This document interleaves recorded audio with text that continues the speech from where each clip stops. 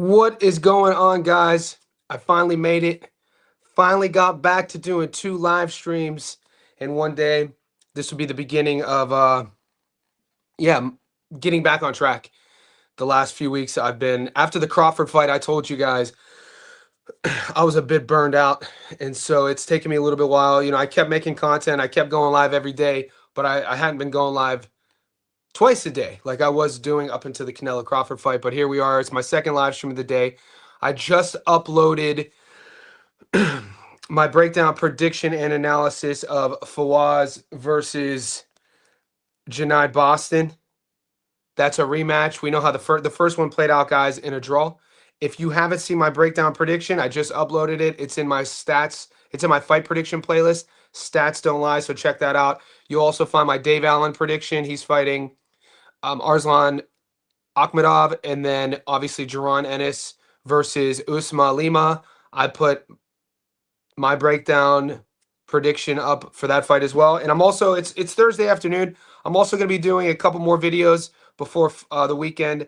I'm going to get to the Josh Padley versus Reese Bellotti, and then possibly Alexis Barrera versus Guido Vianella, or I actually want to do Tamir Smalls versus Jose Roman Vasquez. So we'll see if I have time. The next one that comes out tomorrow, though, so make sure you hit the notification button. The notifications will just notify you whenever I either go live or I release a new video. Padley versus Bellotti will be up next. So that is that. If you look at the title of this video, we're going to build the parlay. We'll see how busy this one gets. I'll leave it on. Usually this morning we peaked at about 55 people on the live stream. If there's I'm going to wait till this heats up a little bit to kind of get to business. I am working with some new technology. So, the last few live streams I've been learning how to share screen. So that's fun. That's exciting on my end.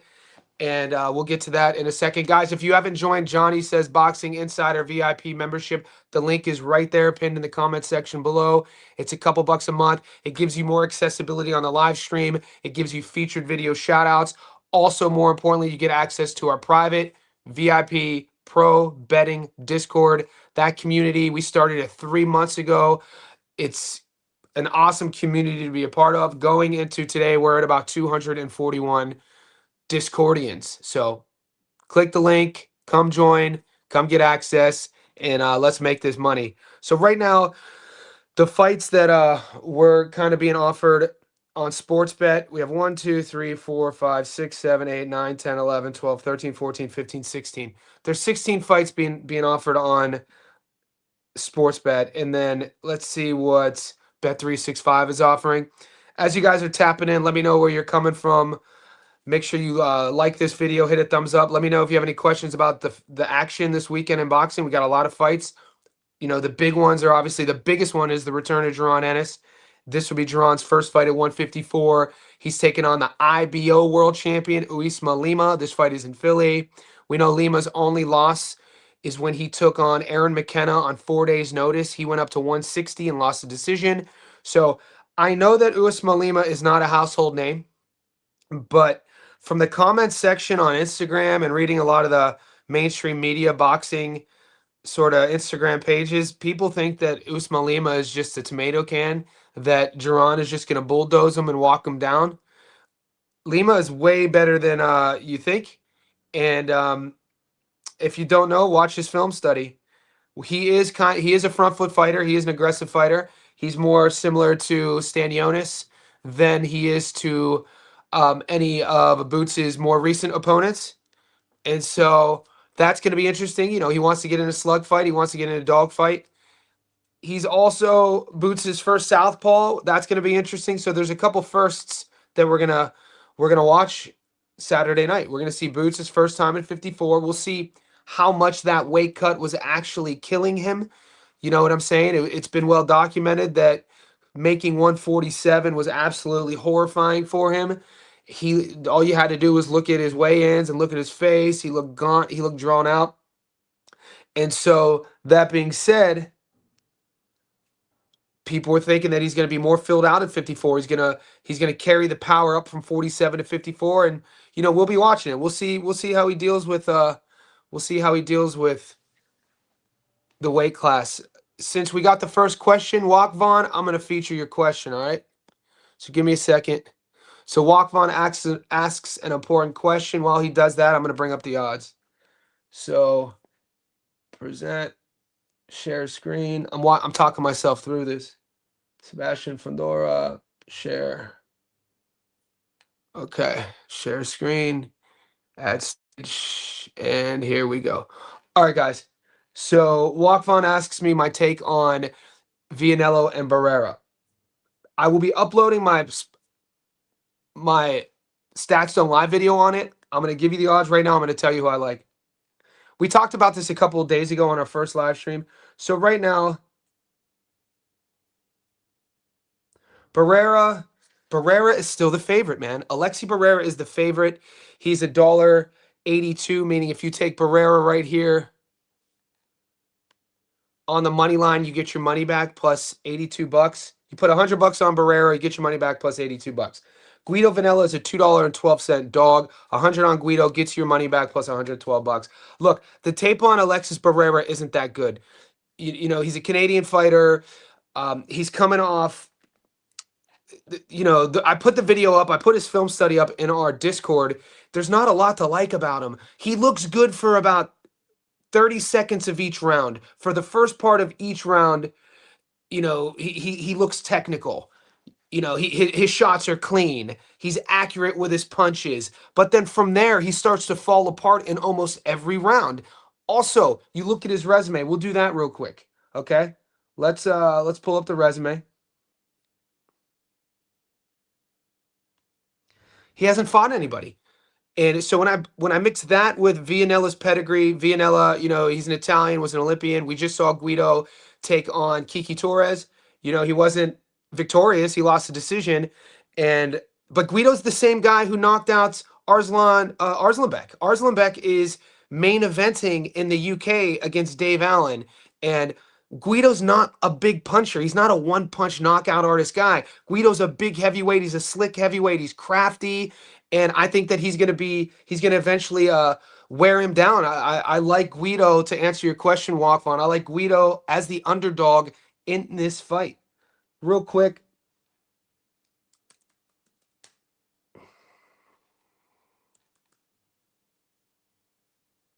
Just want to pull up Alexis's box rec so you guys could see it.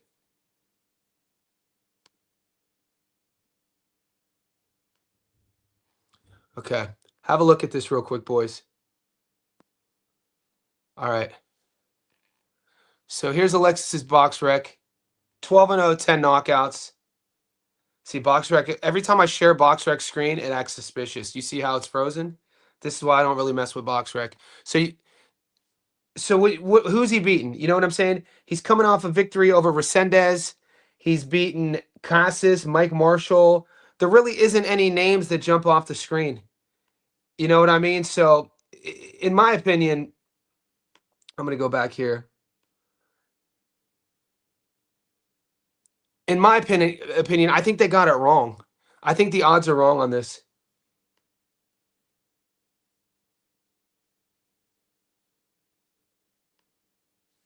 So, how's everyone else checking in? First time I catch a second stream, usually busy. Mateo in the house. I know you like Guido. Do you like anything on Alexis? The thing I like about Alexis, though, is his precision, his accuracy when he's cooking.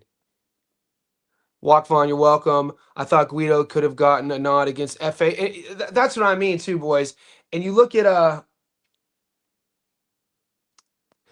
you just look at who Guido's fought. You know what I mean? Guido has been in there with some good guys. He's lost some decisions. And I think that the odds have it wrong. I mean,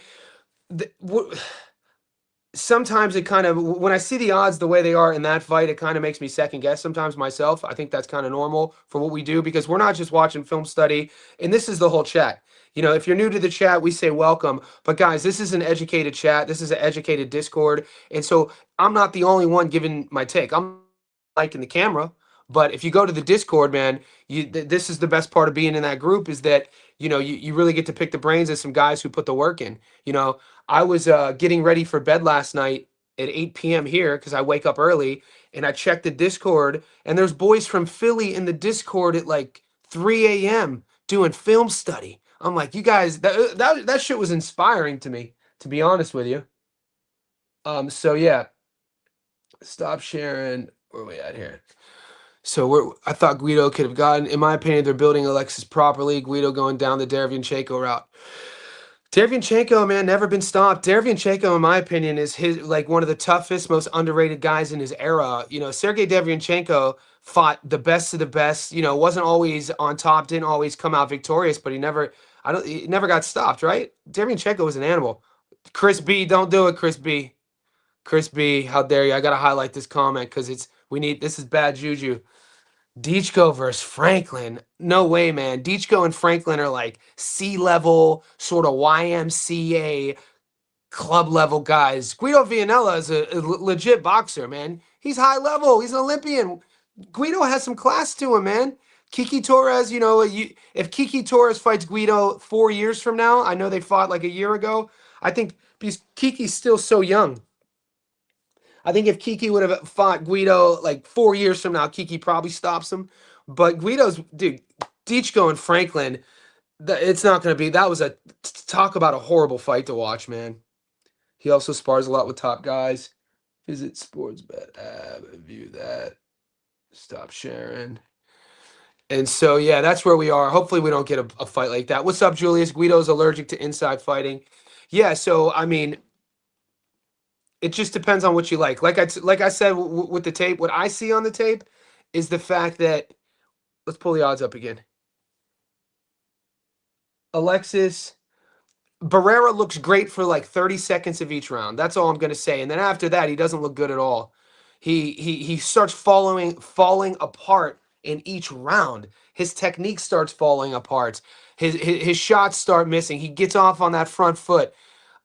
At least Guido's allergic, so he's not going to inside fight. Don't inside fight him. Guido on the money line, $2.12. I mean, where's all the money at? So the money is coming with Alexis by decision. Man, have you guys seen Alexis's gas tank, guys? That's another thing. I think this is what, a 10-rounder?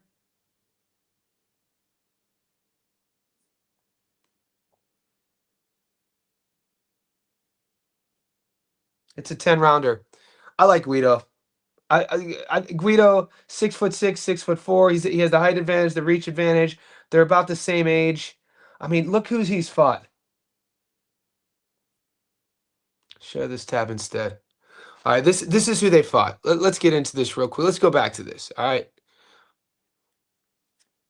Are you guys seeing this? I mean, the guy on the left, that's your boy, Julius. Resendez, Cassis, Marshall. Who are these guys? When you look at the records are even more shocking. I'm going to show you the records real quick.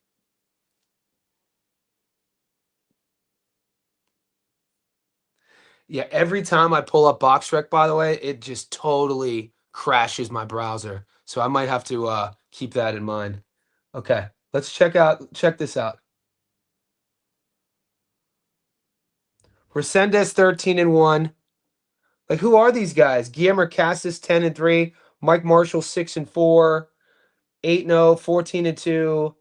I mean, I don't know, man. I don't think there's not a lot to like there. I got to be honest with you guys.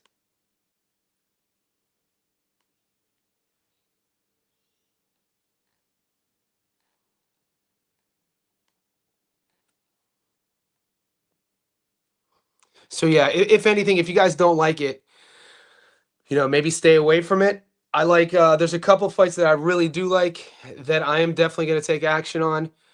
I like Guido in that fight, though. I'm not going to overthink it. I think Guido at plus money is a great pick. I got to be honest with you. Guido's allergic. Alexis, unknown at this level. Whole career is built off journeyman. Drove by your hometown on a road trip last. Brendan drove by Youngstown. Hopefully you didn't stop, mate. Alexis only has 12 fights. Who at 12 fights has a good resume? Nobody. Lomachenko at 12 fights. Didn't Loma fight for a world title in his second or third fight? And then from there, they were all like title fights. I mean, some guys who get expedited, you know what I'm saying? There's guys who get rushed. But you're right, for the most part in boxing, yeah, those first 12. But David, it's not like David, your point though. Your point though, David says who at 12 fights has a good resume? Nobody. But we're not talking about a 20-year-old heavyweight here. Alexis Barrera is 31 years old. He's 30 years old. So he's 30 years old with 12 fights. You know what I'm saying? So and the heavyweights are always a bit different. It's not like he has 35 pro fights, and then we're looking. So the point is, both guys are where they are. So both guys are fighting about the same age. Who has who has fought good opponents in their first 12 fights? That's not really the conversation though. The conversation should be who has had the stronger strength of schedule, right? Guido or Alexis? Guido hands down, mate. 100%. Even, just watch go to the Discord, TJ, and then I think it was maybe Breaking Bad shared Alexis's last fight. It was an 8-rounder. Not a lot of good stuff there. On my way to Cleveland. Yeah, good. What you doing in Cleveland? You catching a baseball game? Do I think Barrera and Vianello goes the distance? It kind of trends that way, doesn't it? I mean, if you look at will the fight go the distance? What's the see? I'm already going in, guys. You already know. I'm already going in on my money line bet. So, Mar the Prince says. So let's acknowledge this question and let's play with the props a little bit. Just so you boys know, I'm going on the money line. I'm taking Vianella at plus money, $2.12. Other than that, the question is, does the fight go the distance? And then we could open that up and say, all right, does it go the distance? Does somebody get stopped? Is there a knockdown prop bet? That sort of thing.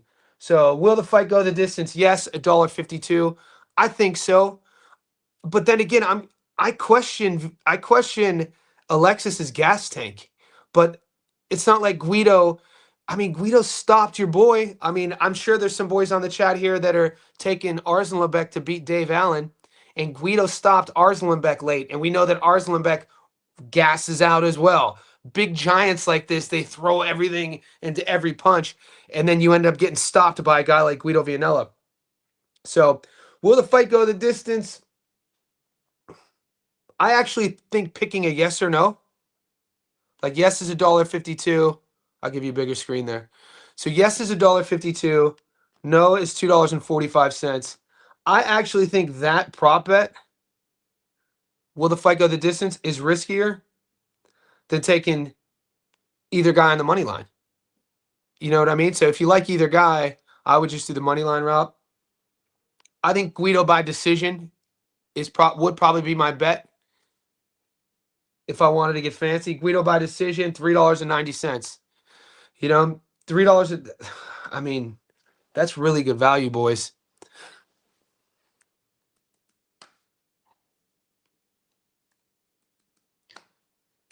100 on Guido by decision gets you your money back plus $290. It's a 3-to-1. It's a 3-to-1 prop. I mean, you can't ask for much better than that, can you? You know what I'm saying? Like those odds are pretty goddamn good, especially when we're not just winging it. We're not just throwing Hail Marys. Even if I don't see Alexis stopping Vianello, by the way. You know what I'm saying? I don't see him stopping him. So if you like Alexis,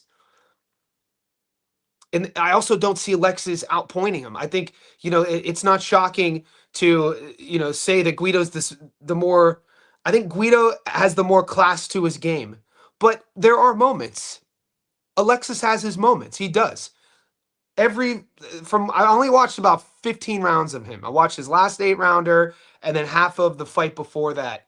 And, there are moments in each round where I do like what I see. He's on that front foot. His guard stays here, and he's pretty accurate as well early on. He finds the home. A lot of his punches are landing. He doesn't move his head. He's not defensively sound. He doesn't, go in and out. He's not slipping punches. He's not bobbing and weaving. He's just staying there. And then you mix that. I kind of like Guido's style against him. I like his height advantage, his reach advantage. I like Guido's jab. So I think the matchup is all wrong for Alexis. I think if Guido was going to stand there and trade with him, I think Alexis would be better off if Guido was just going to stand in front of him and trade. I don't think he's going to do that. Chris B says, yeah, but if Barrera has a crappy gas tank and Vianello throws many shots. Exactly, Chris. No, you're exactly right. Chris B says if Barrera does have a suspect engine and Vianello throws many shots, why not pick Vianello by stoppage? Now, I already told you, $2.12 on the money line right here. I'm talking heavy. If I'm putting anything over $100 on this fight, boys, if I'm putting anything over $100, this is my bet. Okay? If I'm going $100 on, we'll say a 2-fight money line bet, it would be something like Guido, also Bilal Fawaz on the money line. This would be my bet together. Now, if I have like $10 or if I have $25, something a little smaller, my bet would then be, boom, Guido by knockout, $4.10.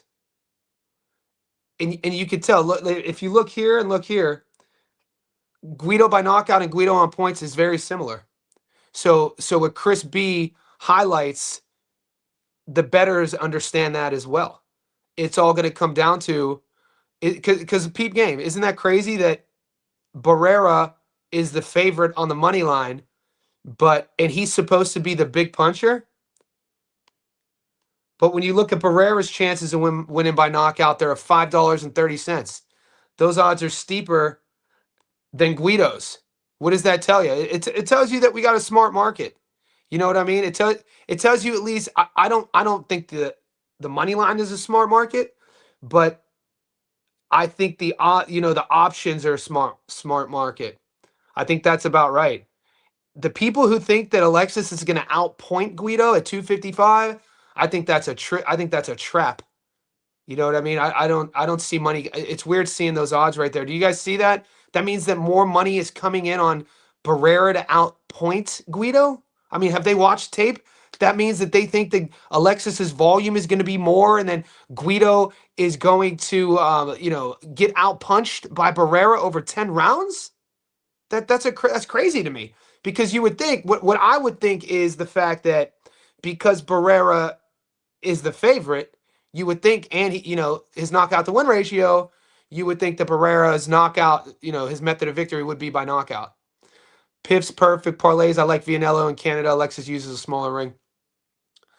Dwayne Styles. What's up, Dwayne? Hey, Johnny, I got training today at 6. I've been so busy with life, paying off school, so I can't come back in January. I've also been taking a break from social media. Dude, take your break, Dwayne. We appreciate you when you pop in, brother. It's all good. You're here. Guys, wherever you are in the world, I welcome you. I appreciate your support. However you can help me out, tuning in, commenting, liking this video. Give me a thumbs up. If you haven't subscribed, do that for me. Join the Discord. You see the boys with the green and blue stars. They are insiders. Here we go. This is a good question. Let's get into this. We got Mar the Prince in the house. Mar says, do you feel 3 months is too quick of a turnaround for Bilotti? Torn whether to take Pally by decision or stoppage. Let's get into it. Let's bring these odds up.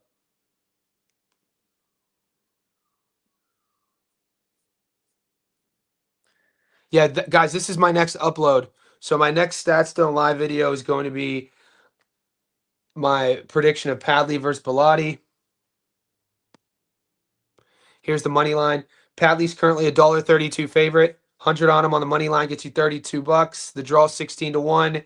Reese Bilotti, $3.75 dog. 100 on him gets you your money back plus 275. So Reese is about a 3-1 dog. We just saw Reese Bilotti get stopped, guys. You know what I'm saying? We just saw him get stopped against Ryan Gardner. I can't believe it's been 3 months. It seems like it was literally a month ago. It's because, I don't know if you feel the same, Mar. It feels like they just fought. It feels like Gardner just fought. And I talked about it on my first live stream, and I've been this is one of these fights, these method of victories that I've been wrestling with regarding how does it end. You know what I mean? Because I still don't like how Bilotti was talking before the Gardner fight. He was on record saying that if he can't beat a guy like Ryan Gardner, he should just retire. And he was doing it a bit tongue-in-cheek, but he was also doing it before the fight positioning himself sort of in a hierarchy, like I'm better than Gardner. I fought the better competition. I'm more seasoned than Gardner. This is a guy I should beat. This is what he was saying. And he didn't. And it went 12 rounds and he got stopped. Do I think that it kind of makes me feel like they're cashing him out? And Julius and I were talking about it earlier on our first live stream.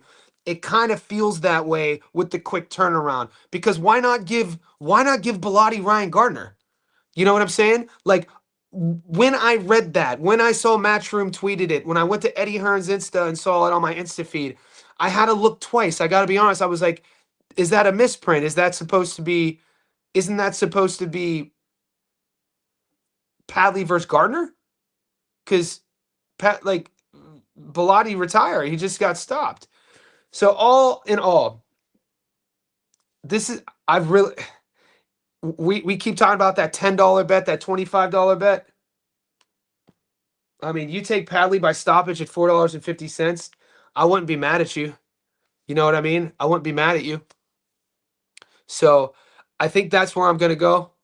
I think, as I build my money line long parlay and I give it to everybody, the money line, I like Padley on the money line. I started off, this is what I always do at Fight Week, boys, and you'll know this if you're on my live streams. Every first live stream of the week, I always start favoring the underdogs, or because I need to work. It's a form of logical reasoning. It's a thing called deductive reasoning. Lawyers do it, investigators do it, journalists do it. I have to start here, and then I have to prove to myself that those odds are right. So Monday, I was thinking, are we overlooking Bilotti? Are people sleeping on Bilotti? Are we overhyping Padley? How's Padley getting a victory lap because he got stopped in 9 rounds against Shakur? Like, why are we? So that's where I started, and now it's Thursday afternoon, and now I'm here. And after more film studies, sitting with it for 4 days, talking to you boys, I like Padley to stop him. I think I'm going to take that bet. Here's what I like. So I put for a 2-leg method of victory, crazy odds. Don't go too heavy on it. But if you take Padley by stoppage,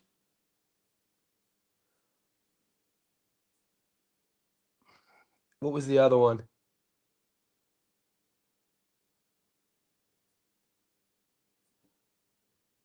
I like Bilal on the money line, but we're looking for a method of victory. There was one other one. I covered it earlier today in the live stream. Dave Allen. I like Allen. That Allen Makhmudov fight is now 50-50. Tamir Smalls, that wasn't it. Guido Vanilla, Ennis. I think it might have been Ennis over 7.5.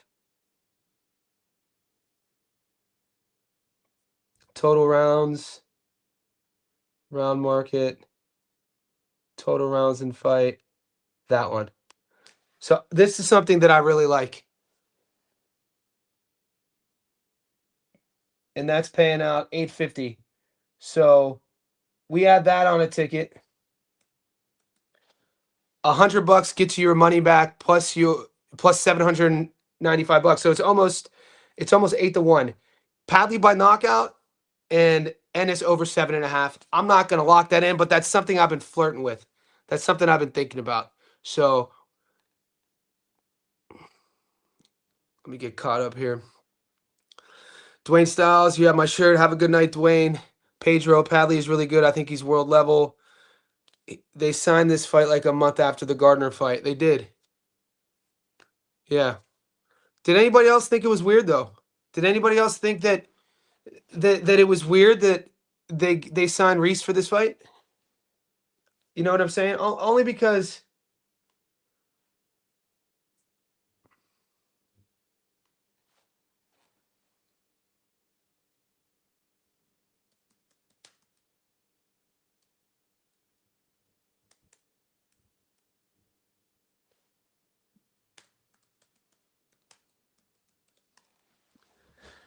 when you're trying to promote a guy, right? When you're propping a guy up,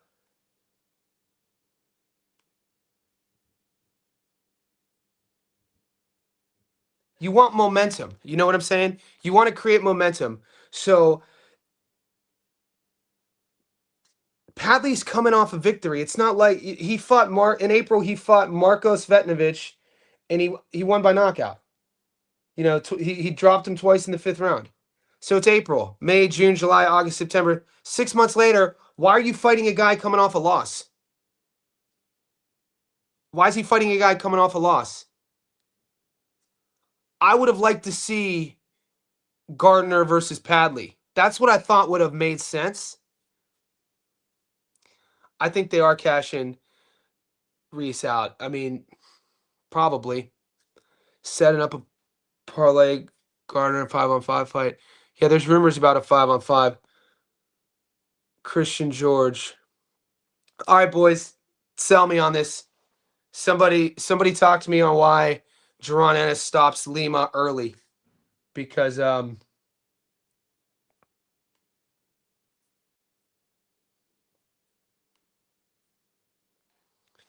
yeah, why how does you guys think that?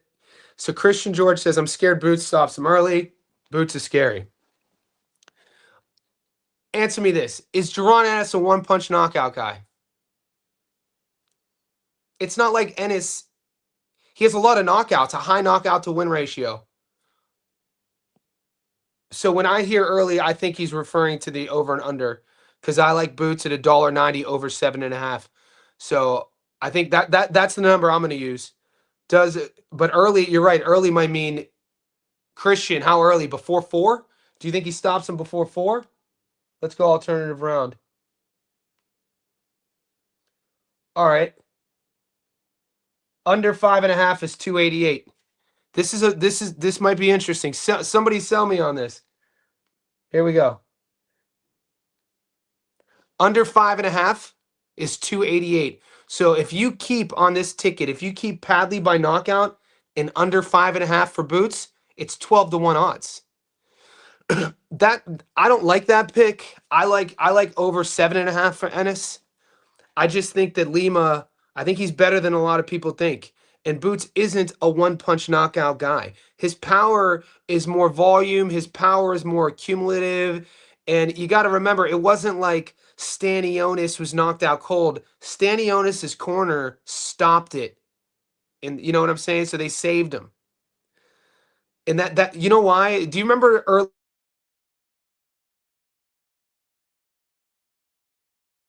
He was just getting guys. He was getting guys who were quitting. They would just quit in their corner. Remember that the Andrew Walters fight? And it's like, I think Andrew Walters came into that fight like, what, 34, 35-0, I think. And he knew like 4 rounds in, he couldn't do anything with him. You know, I think it was 4 or 5 rounds in, maybe some after that. It was years ago. But Loma was making guys quit, not because of his one-punch knockout. You just get to a point of fight where you're fighting a dude who's so skilled that you just make that decision. Like, I can't do anything with this guy. That's how good Loma was. People forget about that. Those early days of Lomachenko guys were special. I don't know if Loma ever truly got his flowers for what he was doing. What he did to Rugendow in, Sosa, some of those early fights, he was special, man. I remember when he became a pro, and I was hitting the bag. I remember watching an old school Instagram video of Lomachenko hitting the bag, and I remember thinking to myself, I'm never hitting the bag again. I was like, that's it. I'm never posting any boxing video ever again. I'm never hitting the bag. I was looking at a kid who was so technical and so profound in his skills that he makes everything that everyone else does look amateur. And people forget about that. Lomachenko is, so my point is, Boots' power, it's thudding, it's more powerful than Loma's power. He could crack in both hands. He just kind of overwhelms people and he breaks you down. He starts getting off to the body too, and he starts switching stances. He starts psychologically breaking you. But I mean, guys, he's never fought a southpaw, really, and he's never fought at 154. Lima's a big dude, man. He's probably going to come in there weighing at least, this fight's at 54, Lima's fought at 60.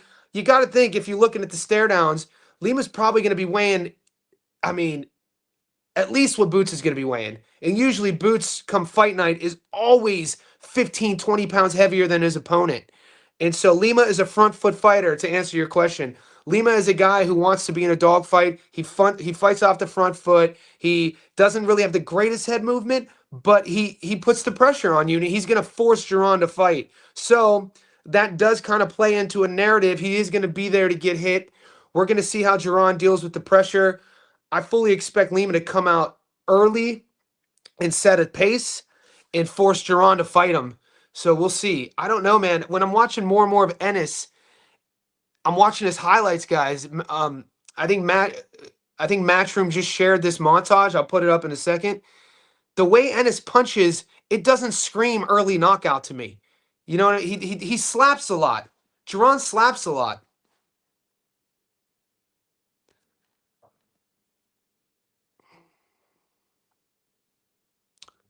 Bro, go look at Boots' last two fights. He power pegs people that don't want to punch with him. I've watched every Boots fight, mate, Rio.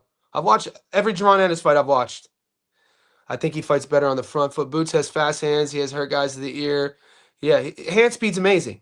All the gifts. Hand speed, reflexes, switches stances, has a great ring IQ.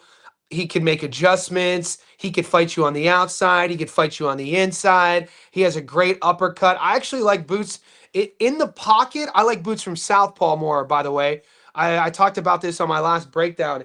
When he's at range, I like Boots from orthodox at range. He's more active with his jab at range, I feel, from orthodox style. But the way how tricky he is in the pocket with his uppercut from Southpaw, I really like when he does that. And it'll be all these little adjustments or all these little decisions he makes. Oh my God, Lima got me a few times. He's very good. I like Boots knockout 7-9. Okay, so yeah, the play for me, other than the money line, is what you just said. I like the over. The over 7.5 is my bet. I like the over 7.5. Boots is my cousin. Love the content. Nice, man. No, I've been covering, yeah, Snoop, Eagles Nation, Philly in the house. Yeah, I've been covering Jaron. I've been covering Jaron, guys. You can check receipts. Before Jaron signed with Matchroom, I was doing videos talking about Bozy and Jaron, and the thing that they need to do, where Jaron's shortcomings were at the time was a promoter. And I was like, this dude has all the skills in the book. He has the fight IQ. He has the camp. He has the pedigree. I was like, but he's not like, some fighters are just fighters. Some fighters don't want to sell fights. Some fighters are introverted. Think about like a Bam Rodriguez, same sort of thing. You don't see Bam on the mic selling fights. Not everybody wants to do that. Not everybody can do that. And this is why a good promoter, a good marketer is important in boxing. This is why when people try to trash these promoters, you need promoters, mate. And look what Eddie has done since Jaron signed with him. This will be his third or fourth fight in Philly, selling that arena out, getting all of his boys from Philly on the undercard, getting them stage time. And you mix that with Boots' promotional company, he gets a little piece of the pie too. And his career is really taken off. So it's interesting to go to Instagram and read all these comments about Boots hasn't fought anybody. He's dogging. He's dodging this guy. He turned this guy down. I'm like, dude, give him some time, man. You got to understand it. It's unfair to compare him to Bud. How old's Jaron? Is Jaron 27 years old? Crawford's 38 years old. Crawford didn't get his breakthrough until he was 35 years old, right? He fought EJ when he was 35. My point is, people are always going to hate. Jaron Ennis is that dude. You know what I'm saying? And he just keeps on winning, keeps on doing what he does. He's going to be the face of American boxing. And I'm just interested to see, though, when he fights, I tune in. We'll see what happens. Morris says, I think people underrate Chukachin. He isn't even getting proper mention in the current 47 landscape. Plus, I think American black fighters tend to have troubles with Eastern Bloc style. Mar the Prince, man, Karen Chukachin is a nightmare to deal with, man. He is a very tough problem to solve in the ring. He's a guy who uses the entire ring. And this is why, he fought 24 rounds with Ennis, and Ennis couldn't get him out of there. And if you watch the second fight, Chukachin's the one who made adjustments. The first fight, he ran a little bit, he wasn't engaging a lot, but the second fight he was. The second fight, what he had done was he minimized his exit points. In the first fight, he was exiting too much to where he was out of range to counter and he was out of range to punch, and he was just using the ring and he was making Ennis come to him. But the second fight, there were a few moments where he was frustrating Jaron because he would counter him. He would catch him with the counter. He wasn't exiting as far as he was in the first fight. So you go 24 rounds with Jaron Ennis. You got some skills, man. People aren't talking about him probably because they can't pronounce his name. And two, he's a goddamn problem. You go, who wants that problem? It's the same thing one of you boys brought up, Sergey Derevyanchenko. I know Derevyanchenko's old now. Nobody wants to fight that guy. These guys who come in with these complex skill sets or these very sort of like unique problems to solve, every guy who would rather have a dude to stand right in front of him. Like Stanionis, tailor-made for Jaron Ennis. You know what I mean? Tailor-made. That's what we want.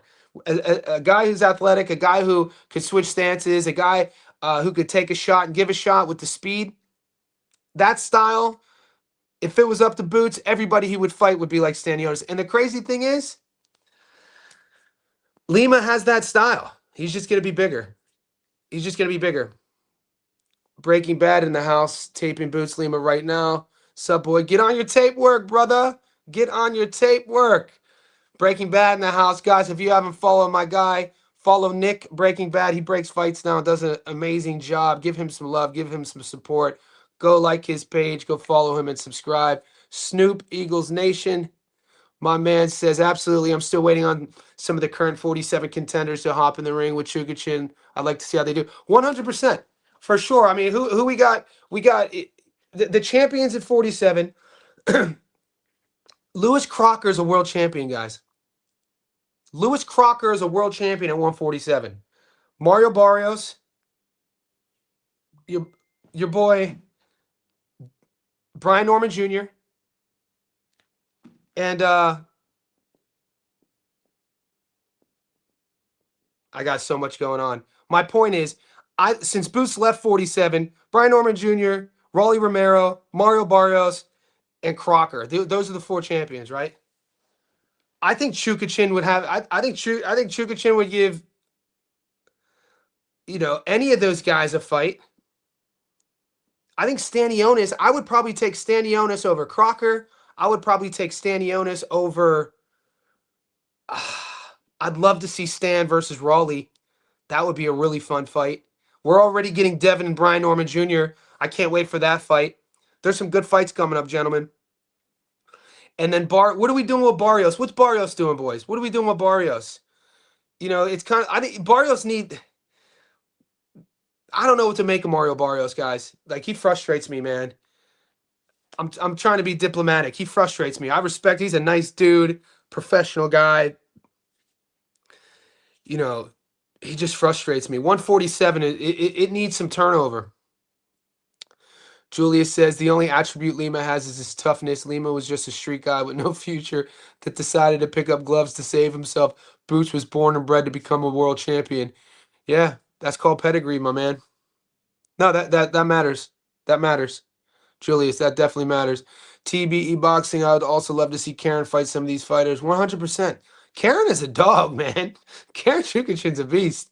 Barrios versus Garcia. I don't want, I'm just going to highlight that. Call me old-fashioned. Call me old-fashioned. Call me a hater. If we're talking about Ryan Garcia and not Elijah Garcia, jokes. Elijah, different weight class. Ryan, you don't lose a fight to Raleigh and get a world title fight. You know what I'm saying? I hope that's not the case. If anything, give Ryan Garcia Polanco?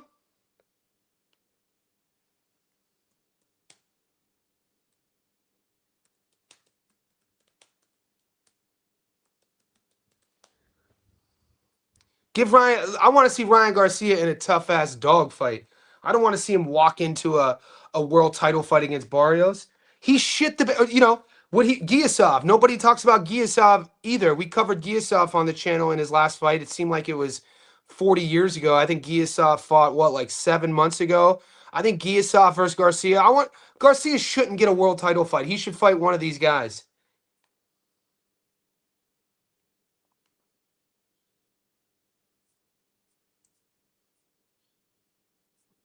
Who am I thinking of? Is it Rohan Polanco, right? 147. I get confused with Polanco and the kid at 54. Yeah, no, Polanco. Give Garcia Polanco, see what time it is. You know what I'm saying? Does anyone know if Garcia's on his last fight with GB? I'm not sure, man. I've been seeing Garcia doing a lot of content with the ring, giving terrible takes. Ryan Garcia's an Instagram model. And I agree, Julius. That's why I don't want to see him fight for a world title, a legit strap. I think that it's going to be fitting that Garcia retires, never becoming a world champion. And like, once again, Max Kellerman, man, go back to where you came from, bro. I like Max 1.0. I don't like Max 2.0. Max Kellerman been given some awful, horrible takes. He was talking some crazy shit recently about the full compare this dude. Max Kellerman compared Sugar Ray Leonard, Duran, Hagler, and Hearns, the four kings. He tried comparing those guys to like Ryan Garcia, Devin Haney, Shakur, and Tank. And I'm like, dude, we need to just change the names. Don't you people? I don't think people realize how the dog mentality was different in that era. Not even comparing fighter to fighter, the world was different in that era. We're talking about high testosterone versus low testosterone people. Look at the photos, mate. You know what I mean? Roberto Duran would have probably Roberto Duran would have probably bodied a couple of these fools up, like, on his like Subaru Matias type shit. Like those guys didn't have holes in their game. Those technically, I don't know if it's a coaching issue. I don't know what's happened in the advancement of strength and conditioning, but the degradation of technique. But fighters these days, when you look at the technical side of things, keeping your hands up, having a defensive minded guard, but punching with a guy, counterboxing.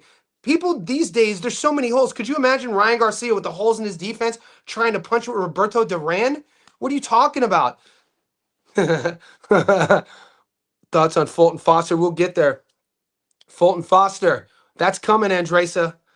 Fulton Foster's coming. Right now, I like Shock. It's hard for me to bet against Shock right now. I know Stephen Fulton's the more popular pick at the moment, coming off a huge victory over Figueroa. But I mean, Shock is my guy. I think Shock is the cleaner guy, the classier guy. I think Shock has the deeper bag. Polanco's going to get folded exactly how Damas beat Montiel. Guarantee it. You think Rohan's going to get folded against Garcia? I don't know, man. Chugachin fights this week. Get out of here. Karen fights this weekend. See? The lack of promotion, boys. We didn't even know. I didn't know Karen Chugachin was fighting this weekend. Not even on our bets. Not even on our odds. Nothing. Max the White Hope Kellerman. Some should have slapped Max when he made that comparison. Yeah. Max Kellerman is suspect, mate. Julius. If Haney beats Norman, he's a Hall of Famer. I mean, I think we talked about this? Didn't we talk about this 2 live streams ago, boys? How shocking, how shockingly impressive Devin Haney's resume is. Like, you guys can hate on him, you guys can do what you want, but as quiet, I'm gonna say an old saying we used to say in Youngstown, as quiet as it's kept, Devin Haney's resume is off the meat rack. Devin Haney's only 26 years old. This dude is only 26 years old. Devin seems like he's 39. He's only 26 years old. Look who he's beat. Look who my man has beaten at 26. Let the record say what the record says. I don't want to hear all. You know what's coming. The record is 32-0 with 15 knockouts. Jose Ramirez, former world champion. Regis Prograis, former world champion. Loma, former world champion. George, former world champion. Jojo Diaz, former world champion. Jorge Linares, former world champion. Was Gamboa ever a full world champion? So what do we got? 6 or 7 6 or 7 former world champions on that list? You know what I'm saying? So, I mean, say what you will. Say what you will about Dev, but dude, Dev's 26 years old. And we just listed off 6 or 7 world champions that he's beaten. So maybe he's already in the hall. Is Dev? Maybe Dev's already. He definitely has. He's only 26. I don't like ordaining guys at 26 Hall of Famers. I don't think it's fair to the game because you could probably cut that record in half. We know it's well documented. Half those fights were in Mexico before he turned 18. Do you guys follow Tommy Razor Renon? Shout out to Tommy Razor Renon. Tommy, I went live with him recently. He has a show with Paulie Malignaggi. in our live stream, Tommy and I, he was telling me a story about coming up there. It's a thing, and I think still to this day, he knows guys who have wins on their box rec against Colombian fighters who the fight never took place. The fight never took place. You know what I'm saying? So like half of like Dev's resume, I'll bring it up real quick. So there's two sides to every story, right? So yeah, Gamboa was unified. So 7. So Dev has 7 world champions on his resume. I mean, how many does Tank have? How many champions, guys? Here's a quick question, little FYI for you. How many current world champions, or how many champions has Tank Davis beat at 135? Tank's a 135er. How many former or any current champions has Tank beat at 135? 0. Never. That's an insane stat to me. Devin has 7 throughout his career. So like, no, that fight don't count. So on Haney's box rec, he has fights on the same day. This is, I can't believe they're happy to get away with this. Look at this shit. Look at this shit. Same day. I guess he was doing a round robin tournament out here. I guess Devin Haney was doing UFC style. November 11th, 1993. December 15th, we going to fight Gonzalo Rodriguez out here. we going to get a little victory. we going to fight his boy, too. Jose Niguez, same day. Let's get a little 2-0 action up in here. Crazy. Fight don't count, don't count, don't count. 4, 5, 6, 7, 8, 9, 10, 11. Hold on. 1, 2, 3, 4, 5, 6, 7, 8, 9, 10. I'll give him my... No, but then he goes back to Tijuana. 11, 12, 13. He fought again on the same day. What does he do? Right again. So he's done multiple days. Okay, hold on. So on January 17th, my man pulls up to Tijuana and was like, you know what, little homie? I feel like fighting today. We're going to fight Odion Rivera Meza, who's 5-19, and we're going to fight his boy, Daniel Valenzuela. And same day, dude. Put them in the ring at the same time. Let's get these victories. So there are already, these are some questionable fights on Haney's resume. 1, 2, 3, 4, 5, 6, 7, 8, 9, 10, 11, 12, 13, 14, 15, 16. All right, I will start at Philly. I'll give a Mario Tinoco onward. So 1, 2, 3, 4, 5, 6, 7, 8, 9, 10, 11, 12, 13, 14, 15, 16, 17. So this is kind of like his 18th pro fight. You know, it's kind of like his 18th pro fight. I feel bad.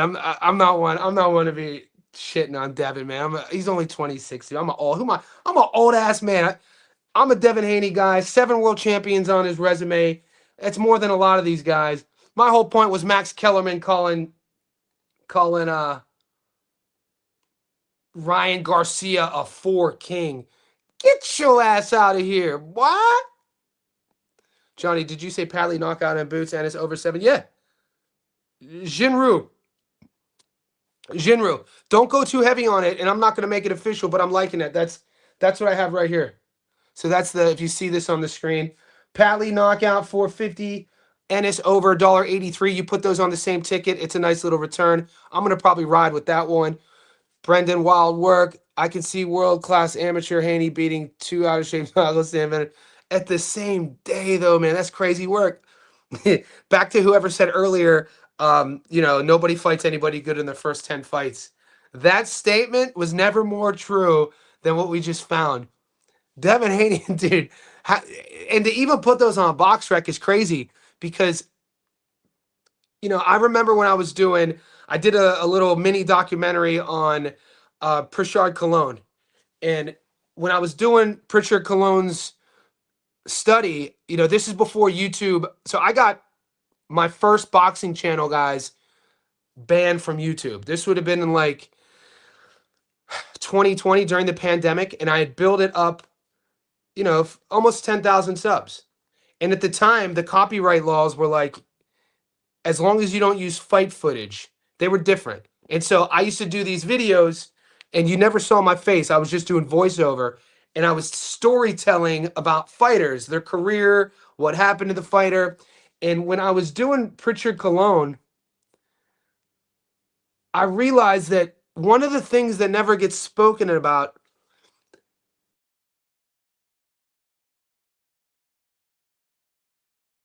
familiar with whom I'm talking about.